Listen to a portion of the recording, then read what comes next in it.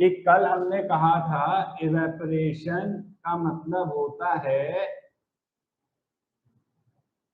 कि एग्जाम्पल के तौर पर लिया था कि अगर वाटर वेपर में कन्वर्ट हो जाए बिलो इट्स बॉइलिंग पॉइंट, तो उसको बोलेंगे हम कि यहाँ पर क्या हो रहा है, इवेपोरेशन हो रहा है, ना कि वेपराइजेशन हो रहा है।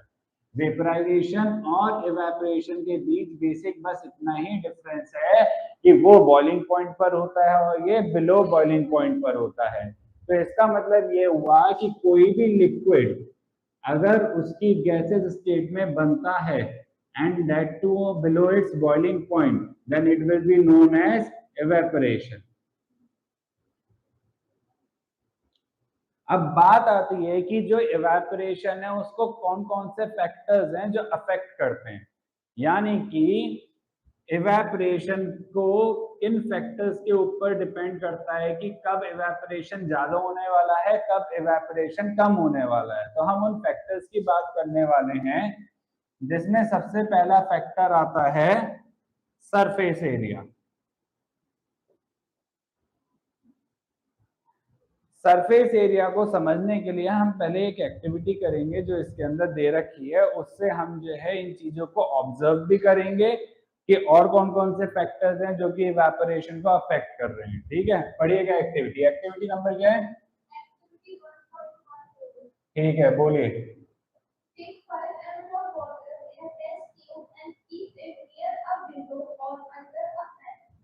Take 5 ml of water in an open china dish and keep it near a window or under a fan. Take 5 ml of water in an open china dish and keep it inside a cupboard or on a shelf of the glass. Record the room temperature. Record the time or days taken for evaporation process in the above cases. Repeat the above 3 steps of activity on a rainy day and record your observation. What do you infer about the effect of temperature, surface area, and wind, velocity, gravity, speed on evaporation? ठीक है, तो हमने क्या करना है, हमने एक test tube ले लिया और एक चाइना डिश ले ली। हम इसको थोड़ा इजी कर देते हैं। हम एक काम करते हैं कि हम घर पर एक ग्लास ले लेते हैं वाटर का और एक हम प्लेट ले लेते हैं जिसके अंदर हम थोड़ा सा वाटर डालेंगे और इक्वल अमाउंट ऑफ वाटर रखेंगे, जिससे ये ना हो कि भाई एक में वॉल्यूम ज्यादा था एक में वॉल्यूम कम था। और उसको जो है हम रूम में ऐसी छोड़ देते हैं फैन चलाकर। अब आप मुझे एक बार बताओ कि आपको किसका जो पानी है वो पहले सूखा मिलेगा, प्लेट का कि ग्लास का? प्लेट का। ठीक है, अब यही एक्टिविटी आप करिए सनलाइट में। आप ग्लास लीजिए और प्लेट लीजिए और दोनों को ले जाकर कहाँ रख दीजिए, सनलाइट में रख दीजिए। अब आप बताइए कि अब किसका पानी जल्दी सूखेगा? क्या उससे जल्दी सूखेगा जब वो फैन के नीचे रखा था? ठीक है, दो बातें आपने ऑब्जर्व कर ली कि क्या, अगर मैं इसकी टर्म्स में बोलूं तो चाइना डिश का वाटर पहले सूख जाएगा यानी कि इवेपोरेट हो जाएगा और टेस्ट ट्यूब का वाटर इवेपोरेट होने में टाइम लगेगा। और दूसरा आपने बोला कि अगर मैं मतलब कि फैन के नीचे रखूंगा और अगर मैं उसको सनलाइट में रखूंगा तो सनलाइट का जल्दी हो जाएगा और फैन का थोड़ा टाइम ले सकता है। ठीक है, अब इसके बाद क्या करना है कि यही एक्टिविटी हमें रेनी डे पे करनी है, जिस दिन बारिश होती है, यानी कि मानसून सीजन की बात कर लो आप। अब उस दिन जो है आप बाहर ले जाकर नहीं रखेंगे, आप विंडो पर रखेंगे या फैन के नीचे। अब फैन के नीचे रखोगे तो क्या उस दिन जो पानी इवेपोरेट होगा वो उतने ही टाइम में हो जाएगा जितना पहले दिन हुआ था? समय लगेगा ज्यादा। ठीक है, और अगर मैं उसको विंडो पे रखूंगा तो भी समय ज्यादा लगेगा कि जल्दी हो जाएगा? समय ज्यादा लगेगा, यानी कि रेनी डे में इवेपोरेशन होने में समय ज्यादा लगेगा। ये बात भी समझ आ गई अब हमें। और अगर मैं उस जो बाउल है या जो प्लेट है उसको किसी कबर्ड में रख दूं या किसी अलमीरा में रख दूं तो क्या वो जल्दी इवेपोरेट हो जाएगा वाटर? नहीं। तो इससे मुझे क्या समझ आता है कि कोई ना कोई तो फैक्टर्स हैं जो इवेपोरेशन के रेट को अफेक्ट कर रहे हैं। कहीं पर कोई फैक्टर ऐसा है जो इवेपोरेशन जल्दी करा रहा है, कहीं पर कोई ऐसा फैक्टर है जो इवेपोरेशन को डिले करा रहा है, तो वो फैक्टर्स कौन है? तो उसमें सबसे पहला फैक्टर हम किसकी बात कर रहे हैं? सरफेस एरिया की। अब आप देखिए कि यहाँ पर जो सरफेस एरिया अवेलेबल है इवेपोरेशन कराने के लिए वो कितना है? इतना। और यहाँ पर कितना है सरफेस एरिया? इतना। तो इसका मतलब क्या समझ आया कि अगर आप सरफेस एरिया इंक्रीज करते हो तो रेट ऑफ इवेपोरेशन क्या करता है? इंक्रीज करता है। एग्जाम्पल के तौर पर जब हम घर पर कपड़े सुखाने जाते हैं तो सुखाने के लिए हम उनको क्या करते हैं? फैलाते हैं। हम अगर उन्हें वैसे के वैसे ही डाल दें तो क्या वो तब जल्दी सूखेंगे या उनको जब हम फैलाते हैं तब जल्दी सूखेंगे? जब फैलाते हैं। तो हम एक्चुअली में कर क्या रहे हैं? उसका सरफेस एरिया इंक्रीज कर रहे हैं, जिससे रेट ऑफ इवेपोरेशन क्या करेगा? इंक्रीज करेगा। तो हमने पहले फैक्टर की बात कर ली कि रेट ऑफ इवेपोरेशन कब इंक्रीज करता है? जब आप सरफेस एरिया इंक्रीज करते हो। किस चीज का सरफेस एरिया? जहां से इवेपोरेशन का प्रोसेस अकर होगा। पहले अगर आपने लेट से कोई भी क्लॉथ मटेरियल है जो कि भीगा हुआ है, उसको अगर आपने इस तरीके से पूरा करके डाला तो आपने केवल मान लो इतना सरफेस दिया इवेपोरेशन होने के लिए, उसको आपने पूरा फैला के डाला तो आपने इतना सरफेस दे दिया। तो ऑब्वियस सी बात है यहाँ से ज्यादा इवेपोरेशन होगा एज कंपेयर टू दिस, तो यहाँ जल्दी सूखेगा और यहाँ देर में सूखेगा। कोई डाउट इस चीज के अंदर? ठीक है। सेकेंड फैक्टर की हम बात करते हैं, टेम्परेचर। अब आप मुझे एक बार बताइए कि अगर आप इस बाउल को किसके अंदर रखो, लेट से आपने रखा था अलमीरा के अंदर, तो आपको क्या देखा कि इवेपोरेशन होने में ज्यादा समय लगा, और जब आप इसको सनलाइट में ले गए तो इवेपोरेशन में जो है टाइम कम लगा। तो इसका मतलब क्या समझ आया कि ऑब्वियस सी बात है कि जो टेम्परेचर है वो भी किसको अफेक्ट करता है? रेट ऑफ इवेपोरेशन को। अगर टेम्परेचर ज्यादा है तो इवेपोरेशन जल्दी होगा, अगर टेम्परेचर कम है तो रेट ऑफ इवेपोरेशन कम होगा। एग्जाम्पल के तौर पर कई बार जो है अगर आप रात को कपड़े सूखने को छोड़ दो तो ऑब्वियसली बात है उनको टाइम ज्यादा लगता है ओवरनाइट ड्राई होने में as compare to in the day time. तो इसका मतलब क्या है कि डे टाइम में टेम्परेचर ज्यादा होता है, किसकी वजह से? सनलाइट की वजह से। और नाइट के टाइम पे सनलाइट होती नहीं है तो टेम्परेचर क्या रहता है एज कंपेयर टू डे? वो कम रहता है। कोई डाउट इस चीज के अंदर? ठीक है, तो दूसरा फैक्टर समझ लिया। तीसरे फैक्टर की हम बात करते हैं, ह्यूमिडिटी। ह्यूमिडिटी का क्या मतलब होता है? हमने ये देखा कि अगर हम नॉर्मल डेज में ये काम करा रहे थे और जब हमने रेनी डे पे ये काम कराया तो यहाँ तो इवेपोरेशन आराम से हो गया, लेकिन यहाँ पे इवेपोरेशन होने में बहुत समय लग रहा है। तो ऐसा क्या हो रहा है रेनी डे में जो नॉर्मल डेज में नहीं था? तो वो कंसेप्ट आता है ह्यूमिडिटी से। अब ह्यूमिडिटी को मतलब कैसे समझे भाई? वाटर वाटर वेपर में बनकर कहाँ जाएगा भाई? वाटर जब वाटर वेपर में बनेगा तो कहाँ जाएगा भाई? वाटर तो मेरे टेस्ट ट्यूब या चाइना डिश या ग्लास या प्लेट में रखा था। जब वो वाटर से वाटर वेपर में कन्वर्ट होगा तो भी क्या वो उसी ग्लास या उसी चाइना डिश में रहेगा? नहीं, जाएगा कहाँ? एयर में। कहने का मतलब है हमारे एटमॉस्फेयर में। और एटमॉस्फेयर में कहाँ जाएगा? ऑब्वियस सी बात है जो आपने बोली, एयर में। तो अब ये जो एयर में जाएगा तो जिसके पास जाएगा वो भी तो तैयार होना चाहिए उसे लेने के लिए। भाई उसके पास भी तो एक कैपेसिटी होनी चाहिए कि भाई मैं, हाँ जी मैं रेडी हूँ, मुझे वाटर वेपर्स दे दो। अगर वो ये कह दे कि नहीं जी मेरे को नहीं लेनी, तो क्या वाटर वाटर वेपर में कन्वर्ट हो पाएगा? नहीं। सेम कंसेप्ट क्या है कि भाई अगर इस रूम के अंदर जगह नहीं है तो कोई बाहर से आदमी आ पाएगा? नहीं आ पाएगा। जब इस रेंज के अंदर कैपेसिटी होगी तभी तो कोई बाहर से अंदर एंटर करेगा। सेम मैनर में वाटर वाटर वेपर में कब कन्वर्ट होगी? जब वाटर वेपर को लेने के लिए एटमॉस्फेयर या एयर तैयार होगी। सही बात है कि नहीं? अब नॉर्मल डेज में क्या होता है, जो वाटर वेपर का कंटेंट होता है एयर में वो कम होता है। तो इस वजह से वाटर जब वाटर वेपर में कन्वर्ट होता है तो एयर को कोई परेशानी नहीं है, क्योंकि उसके पास तो कैपेसिटी अभी है वाटर वेपर को होल्ड करने की। लेकिन जब बात आती है रेनी डे की, तो रेनी डे में जब बारिश होती है तो बारिश होने की वजह से जो वाटर कंटेंट होता है एटमॉस्फेयर में वो बढ़ जाता है।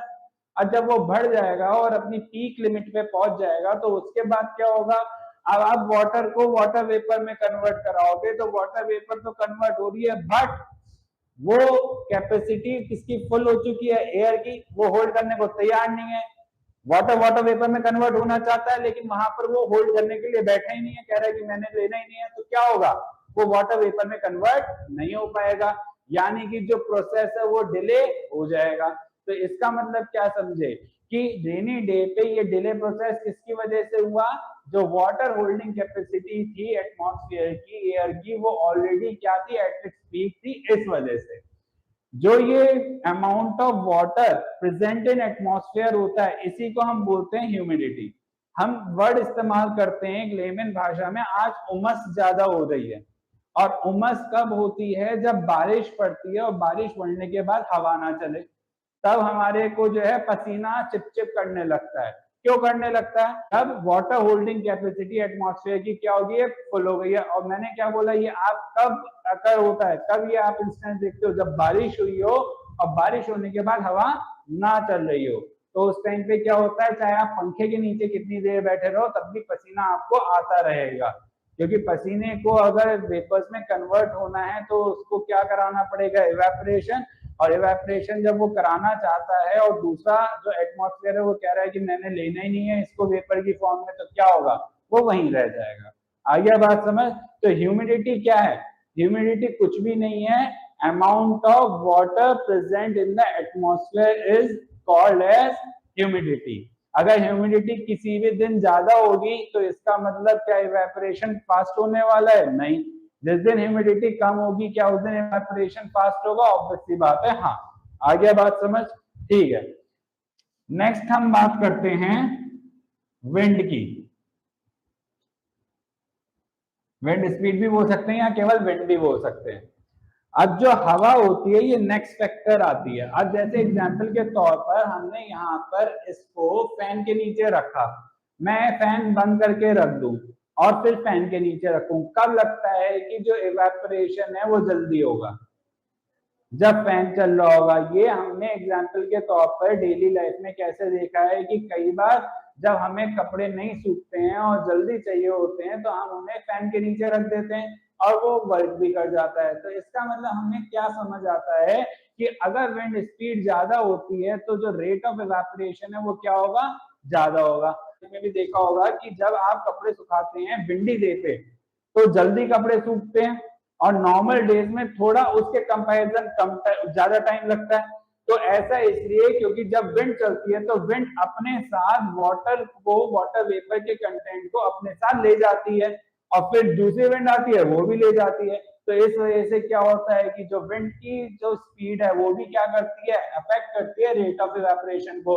अगर विंड की स्पीड ज्यादा होगी तो रेट ऑफ इवेपोरेशन ज्यादा होगा, अगर विंड की स्पीड कम होगी तो रेट ऑफ इवेपोरेशन कम होगा। तो ये मेनली 4 फैक्टर्स होते हैं जिसके ऊपर इवेपोरेशन अफेक्ट करता है। आया समझ, ठीक है। तो कौन से 4 फैक्टर्स हो गए, surface area, temperature, humidity and wind. तो ह्यूमिडिटी क्या है, it is nothing, it is the amount of water that is present in the atmosphere और the holding capacity of the atmosphere. किस चीज की होल्डिंग कैपेसिटी, वाटर वेपर की को hold करने की, या किसी भी चीज को वेपराइज फॉर्म में होल्ड करने की, ठीक है। अब बात आती है कि ये जो इवेपोरेशन है इसकी वजह से हमें एक अच्छा बेनिफिट होता है, वो है कूलिंग इफेक्ट का। यानी कि जब भी कोई चीज इवेपोरेशन अगर होती है तो वो क्या एक इफेक्ट देती है, कूलिंग इफेक्ट। अब इसको हमने कैसे ऑब्जर्व करा हो, तो नेल पेंट रिमूवर का इस्तेमाल जब हम करते हैं तो एक्चुअल में कौन सा केमिकल होता है, वो होता है एसीटोन। जब आप उसको हाथ पे अपने नेल्स पर लगाते हो तो कई बार वो इधर उधर भी टच हो जाता है और उसके बाद आपको कैसा इफेक्ट आता है, ठंडक लगती है।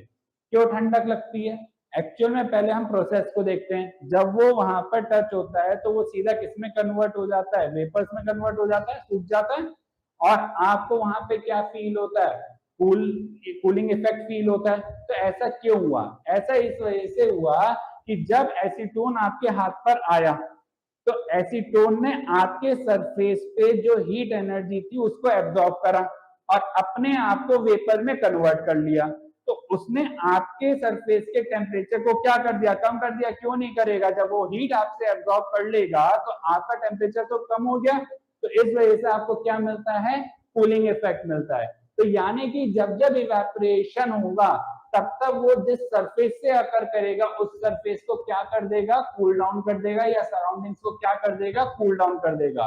एक और रियल लाइफ एग्जांपल लेते हैं हम मटके का, जो अर्थन पॉट होता है, जो कि लोग समर्स में इस्तेमाल करते हैं। अब जब अर्थन पॉट हम लेते हैं तो वो क्या करता है, उसके अंदर वाटर फिल करते हैं। वाटर फिल होने के बाद क्या होता है कि मान लो कि ये अर्थन पॉट है, इसके अंदर मैंने वाटर फिल कर दिया, और जो ये बना होता है किसका बना होता है, क्ले का बना होता है या मिट्टी का बना होता है। अब क्या होता है कि जो वाटर होता है वो धीरे धीरे जो ये जो सरफेस होती है इसके अंदर माइन्यूट होल्स होते हैं, इन माइन्यूट होल्स के थ्रू धीरे धीरे पानी किस पर आता है, सरफेस पर आता है। किसकी सरफेस पर आता है, जो बाहर की सरफेस हम देख रहे हैं वहां पर आता है। कहां से, अंदर से ट्रेवल करते हुए माइन्यूट होल से, क्योंकि क्ले की क्या कैपेसिटी होती है वाटर को एब्जॉर्ब करने की, तो वो धीरे धीरे एब्जॉर्ब करते हुए वाटर कहाँ ट्रेवल कर जाता है, उसकी सरफेस पे। जैसे ही सरफेस पे पहुंचता है वैसे ही वो एनवायरमेंट के कांटेक्ट में आता है और क्या कर जाता है, इवेपोरेट कर जाता है। जब वो इवेपोरेट करेगा तो इस सरफेस को क्या करेगा, कूल डाउन करेगा, और जब इसको कूल डाउन करेगा तो जो इसके अंदर वाटर कंटेंट है वो भी क्या हो जाएगा, ठंडा हो जाएगा। अब इसके बाद एक और एग्जांपल की हम बात करते हैं कि हम कॉटन क्लोथ्स का इस्तेमाल करते हैं समर्स में। हम कोई पॉलिस्टर जैसे जिम वेयर्स आते हैं या फिर नायलॉन, इस तरीके के क्लोथ्स को अवॉइड करते हैं समर्स में। क्यों, क्योंकि समर्स में हमारे लिए क्या जरूरी है कि हम क्या कर पाए, प्रेस्पायर कर पाए। प्रेस्पायर का मतलब क्या होता है कि हमें पसीना आए, और पसीना जो आए वो वेपराइज भी कर जाए। अगर वो इवेपोरेट नहीं करेगा तो क्या होगा, हमें जो है चिपचिप फील होगा और बड़ा गंदा सा फीलिंग होता है वो। तो ये जो कॉटन क्लोथ्स होते हैं ये क्यों हम इस्तेमाल करते हैं। अब मान लो कि ये मटका है, इसको मैंने क्ले का ही क्यों बनाया, इसको मेटल का क्यों नहीं बनाया, मेटल का बना दूंगा तो क्या होगा, तो मेटल के केस में वाटर पेनिट्रेट कर ही नहीं पाएगा उसकी सरफेस से, तो क्या रहेगा, अंदर ही रहेगा, टेम्परेचर जो था वैसे का वैसे ही रहेगा। सेम मैनर में जब मैं पॉलिस्टर या नायलॉन जैसे क्लोथ्स पहनता हूं तो जब मुझे पसीना आता है तो पसीना एब्जॉर्ब नहीं कर पाता, कौन, पॉलिस्टर या नायलॉन का क्लोथ, वो उसको पेनिट्रेट होने नहीं देता अपनी सरफेस में से। तो जब वो पेनिट्रेट नहीं कर पाएगा तो एनवायरमेंट के कांटेक्ट में नहीं आएगा, और एनवायरमेंट के कांटेक्ट में नहीं आएगा तो इवेपोरेट नहीं होगा। तो इसलिए हम कैसे क्लोथ प्रेफर करते हैं, कॉटन क्लोथ प्रेफर करते हैं, क्योंकि कॉटन जो है ये अलाउ करते हैं कि जो हमें पसीना आ रहा है वो क्या हो, एनवायरमेंट में एनवायरमेंट के कांटेक्ट में आ सके। कैसे आ पाएगा, एब्जॉर्ब कर लेता है वो उसको, और उस वजह से वो क्या होता है कि पेनिट्रेट कर जाता है उस सरफेस के थ्रू, क्लोथ के सरफेस के थ्रू, एंड वो एस्केप कर जाता है एनवायरमेंट में, इवेपोरेट कर जाता है। जब वो ऐसा करेगा तो वो मेरी एनर्जी को एब्जॉर्ब करेगा, जो मेरे सरफेस की एनर्जी है, और मुझे क्या कर देगा, मुझे एक कूलिंग इफेक्ट देगा। आपने देखा हो कि कई बार आपको अगर पसीना बहुत ज्यादा आता है और आप बाहर से आए तो आप तुरंत क्या करते हैं, पंखा ऑन करते हैं और लेट जाते हैं, और आपको उस टाइम पे थोड़ी कूलिंग इफेक्ट फील होती है ज्यादा। वो इसी वजह से होती है क्योंकि आपने बाहर से आए पसीने में, और आपने जैसे पंखा ऑन करा आपने रेट ऑफ इवेपोरेशन इंक्रीज कर दिया, किस चीज का, आपके पसीने का। और पसीना जब आपका इवेपोरेट होगा तो आपकी सरफेस को क्या करके जाएगा, कूल करके जाएगा, क्योंकि वो आपकी सरफेस से भी एनर्जी को क्या कर रहा है, एब्जॉर्ब कर रहा है। आया बात समझ, कोई डाउट इस चीज के अंदर। अच्छा, एक हम और करते हैं इवेपोरेशन के कूलिंग इफेक्ट का इस्तेमाल। गर्मियों में क्या होता है, हम टेरेस पे पानी डाल देते हैं, या फिर हम जो अपने गेट के आगे पानी डाल देते हैं, और फिर क्या होता है कि थोड़ी देर बाद वहां से जो है ठंडी ठंडी हवा आने लगती है। क्या होता है, जब हम पानी डालते हैं तो पानी उस सरफेस से हीट एनर्जी को एब्जॉर्ब करके इवेपोरेट करता है, सरफेस को करता है कूल डाउन, और जब सरफेस को कूल डाउन होता है तो वहां का टेम्परेचर क्या हो जाएगा, थोड़ा डिफरेंस क्रिएट हो जाएगा अलग टेम्परेचर से, तो वहां की एयर भी क्या हो जाएगी, थोड़ी ठंडी हो जाएगी। और जब एयर फ्लो करेगी और वो ठंडी एयर मेरे घर के पास आएगी या मेरे घर के अंदर आएगी तो मुझे क्या लगेगा कि बाहर से ठंडी हवा आ रही है। तो कभी भी आप देखना कि जब बहुत तेज धूप हो, पानी डाल दो और पानी डालने के 15-20 मिनट बाद उस एरिया से निकलो तो आपको वहां पे क्या टेम्परेचर डिफरेंस बहुत अच्छे से ऑब्जर्व होगा। तो ये घर पर भी हम लोग करते हैं, जब छत पर पानी डाल देते हैं तो वो क्या करता है, जो छत हमारी पूरे दिन में गर्म हुई थी उसकी गर्मी को तुरंत खत्म करने के लिए सबसे बढ़िया काम क्या है, उसकी एनर्जी का इस्तेमाल करवा लो। और एनर्जी का इस्तेमाल कौन करेगा, पानी करेगा।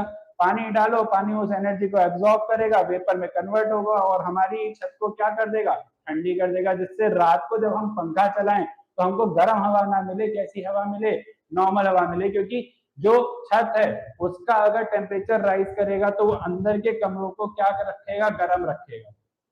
आया बात समझ। तो केवल और केवल छत पे पानी हम इसलिए नहीं डालते कि हमें वहां पे खड़े खड़े ठंडी हवा मिलनी चाहिए, वो इसलिए डालते हैं कि छत अगर हमारी ठंडी हो जाएगी तो जो अंदर का जो रूफ है, जो रूफ के अंदर जो हमारा कमरा है या रूम्स हैं, उसके अंदर जब हम फैन चलाएंगे तो वो नॉर्मल हवा फेंके, गर्म हवा ना फेंके। आया बात समझ।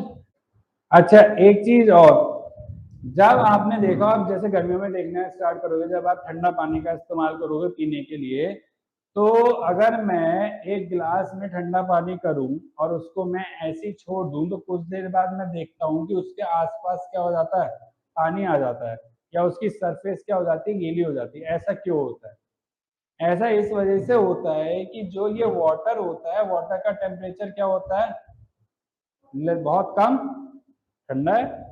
जो इसके सरफेस होती है वो इस वाटर के टेम्परेचर की वजह से क्या हो जाती है, ठंडी हो जाती है। और जब ये ठंडी हो जाएगी तो क्या होगा, अब जो इसके आसपास की एयर है इसके कांटेक्ट में आने पे वो भी ठंडी होगी और इस एयर के अंदर अगर प्रेजेंट हुआ वाटर वेपर में वाटर, तो वो ठंडा होके किस में कन्वर्ट हो जाएगा, वाटर में। तो ये जो वाटर इसके चारों तरफ आया वो इस वजह से आया, वो अंदर से बाहर नहीं आया है।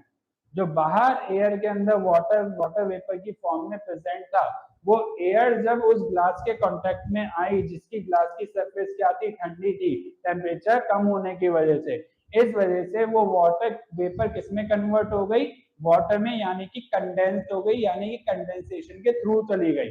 इस वजह से वो वाटर की तरफ दिखता है, उस ठंडे ग्लास के चारों तरफ दिखता है। आप आया बात समझ।